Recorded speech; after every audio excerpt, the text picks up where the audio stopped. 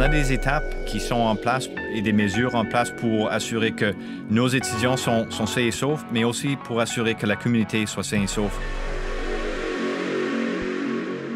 Ici, lieutenant Adam Horton pour le balado de l'Armée canadienne. Aujourd'hui, on va parler de la reprise de l'instruction individuelle.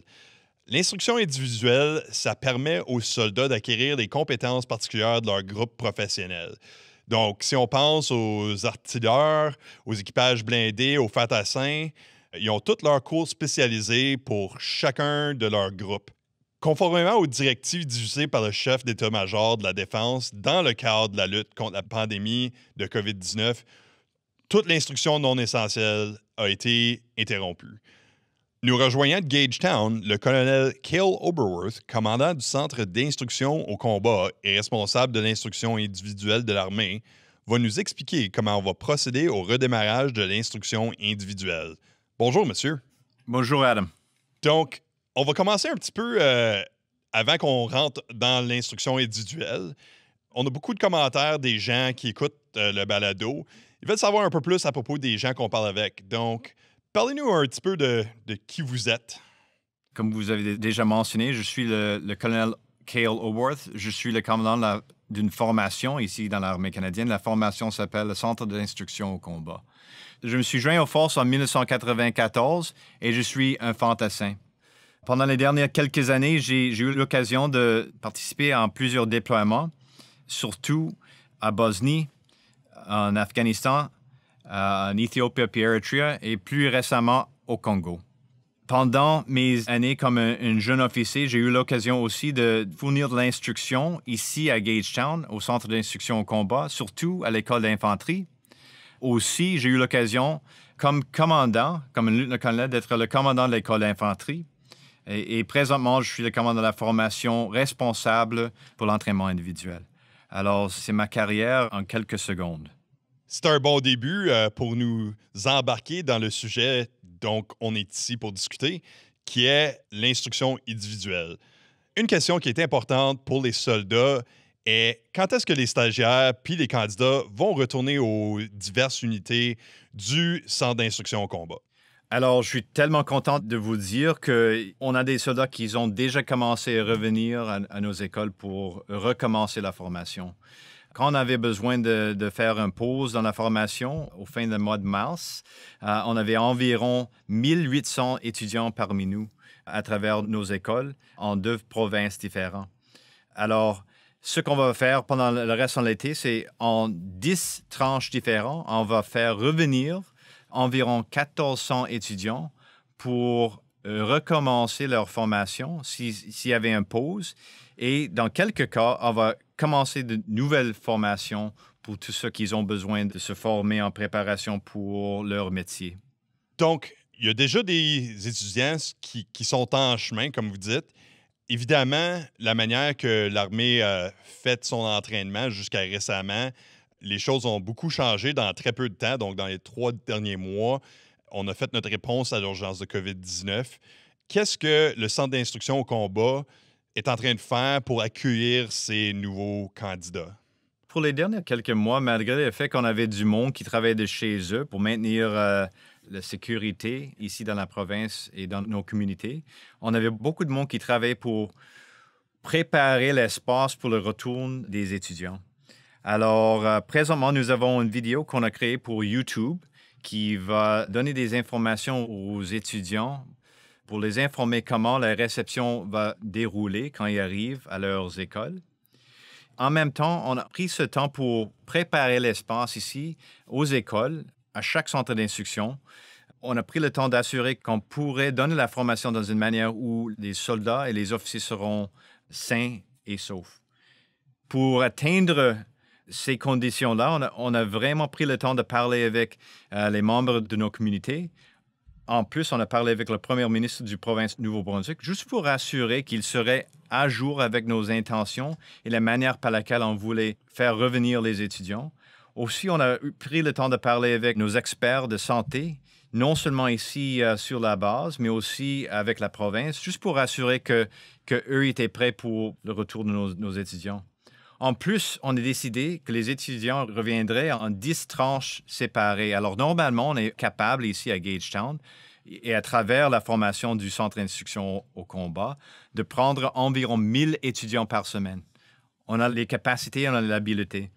Mais ce qu'on a décidé, sous la direction du commandant de l'armée, le chef d'état-major, c'était de diviser nos étudiants en 10 tranches différentes pour assurer que le retour était délibéré, que c'était assez lentement et bien phasé pour assurer que si on avait un défi qui nous faisait face, que nous serons capables de gérer la situation avec un groupe assez petit.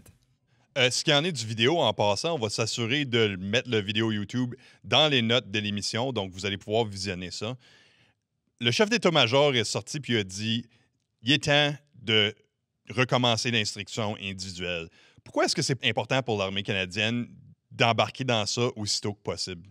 La formation, comme je dis fréquemment ici, à travers toutes nos unités, avec tous nos commandants, la formation individuelle est la base de nos préparations pour tous les besoins de nos forces.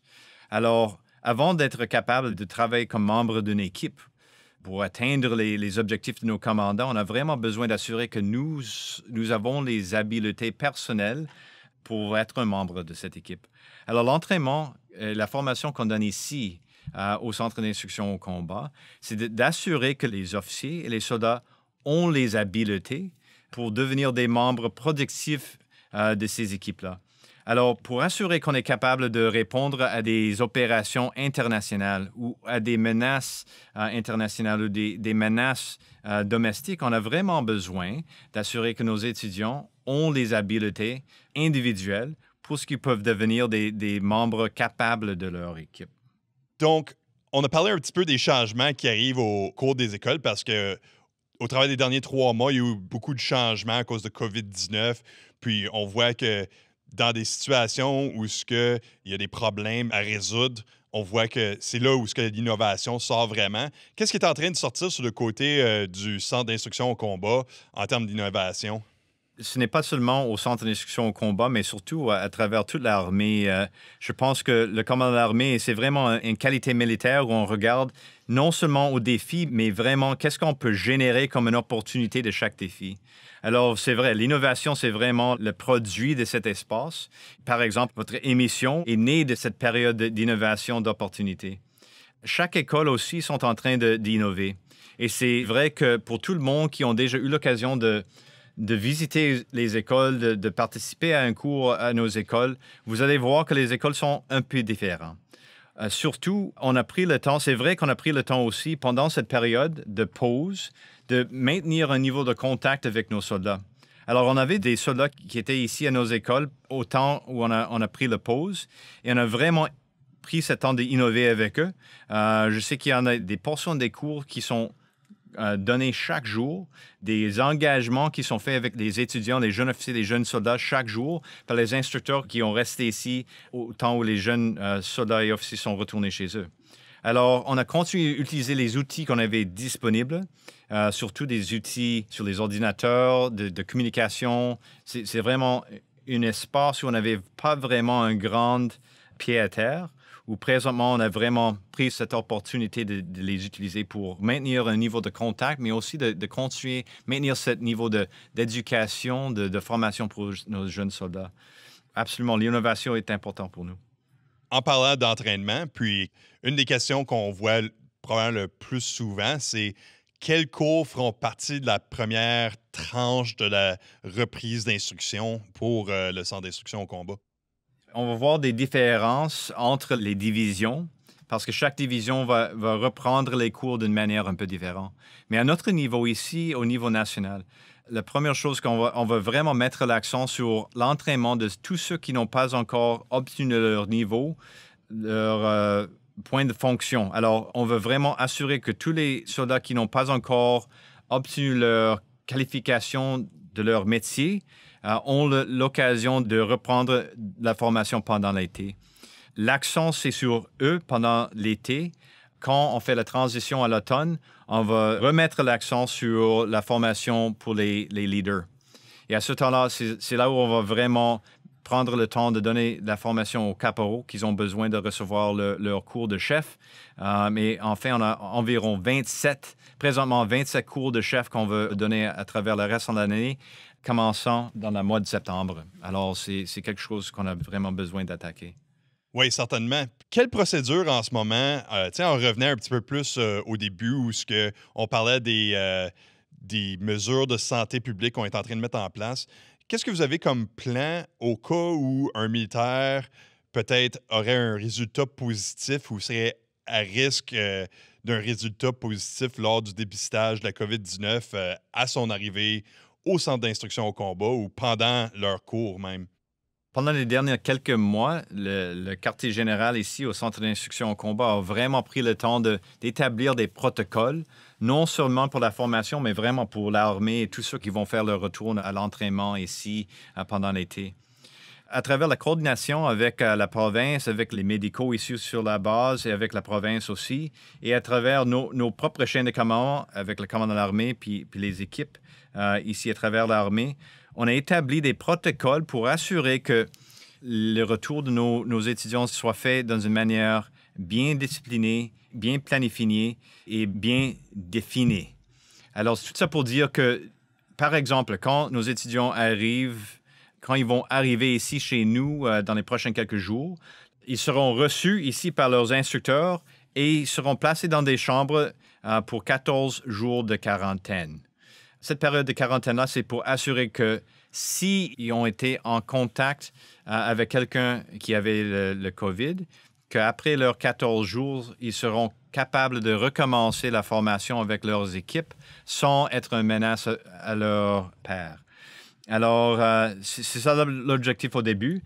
On a toujours ces quartiers-là qui seront disponibles pendant toute la formation, juste pour assurer que si, pour une raison ou l'autre, les étudiants, après leurs 14 jours de quarantaine, si quelqu'un se présente avec le COVID, nous serons capables de les remettre dans une quarantaine ou dans l'isolation pour protéger le reste de la force, le reste de notre communauté et la population en général.